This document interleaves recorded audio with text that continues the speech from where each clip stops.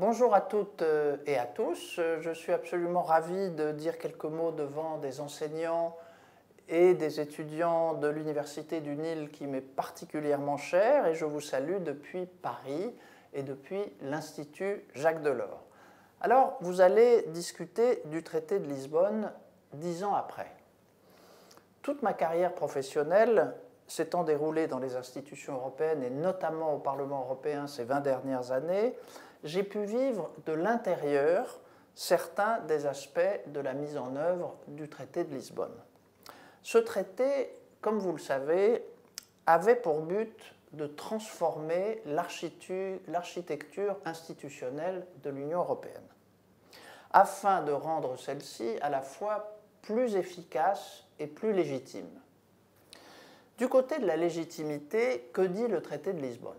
Le traité de Lisbonne dit pouvoir renforcé pour le Parlement européen en matière législative, budgétaire et de contrôle politique. Le Parlement européen devient un co-législateur avec le Conseil des ministres dans de très nombreux domaines.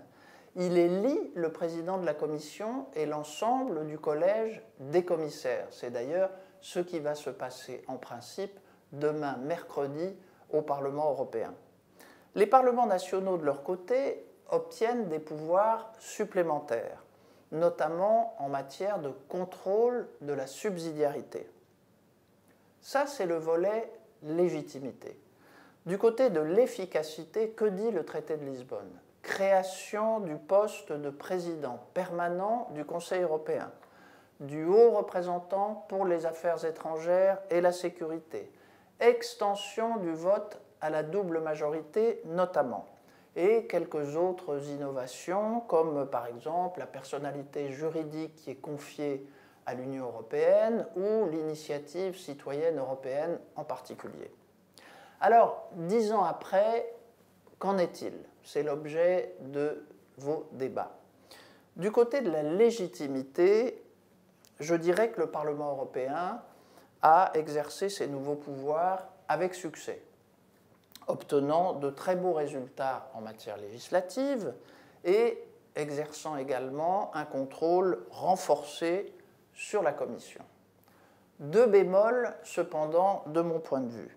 Qu'en sera-t-il de la législature qui s'ouvre maintenant, après les élections européennes de mai dernier, avec un Parlement européen beaucoup plus fragmenté sur le plan politique et donc largement imprévisible? Comment les futures majorités politiques au Parlement européen vont-elles se construire? C'est une des grandes interrogations des mois et des années qui viennent. Le processus récent des auditions des commissaires représente un symbole très fort et unique en Europe, mais il illustre aussi une forte politisation de l'Union européenne avec ses avantages et ses inconvénients dont il faudra analyser toutes les conséquences et tirer les leçons pour le futur.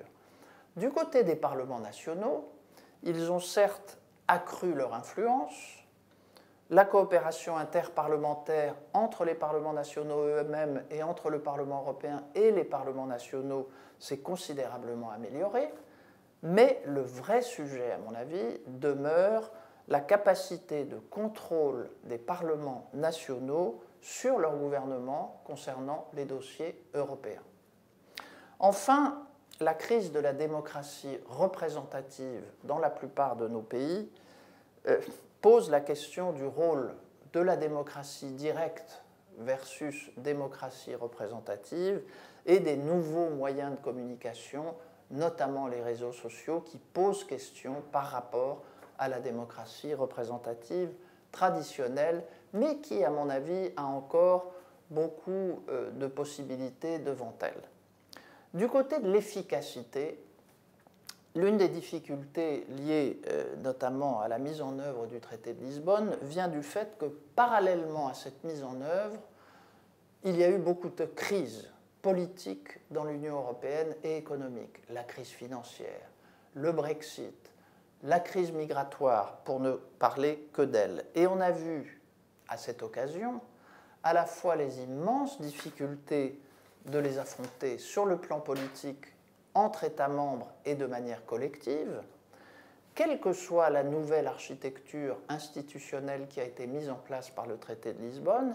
Et on a vu aussi à cette occasion une montée en puissance du Conseil européen, des chefs d'État et de gouvernement, avec une tendance de plus en plus forte de ce dernier à contourner d'une certaine manière les instances démocratiques et notamment le Parlement européen.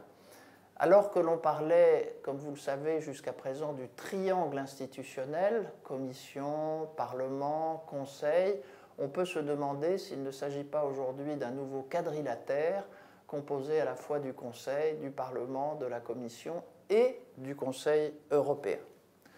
Voici finalement quelques pistes de réflexion pour vos débats et je souhaite vraiment que vos débats soient à la fois fructueux mais aussi très animés. Merci beaucoup.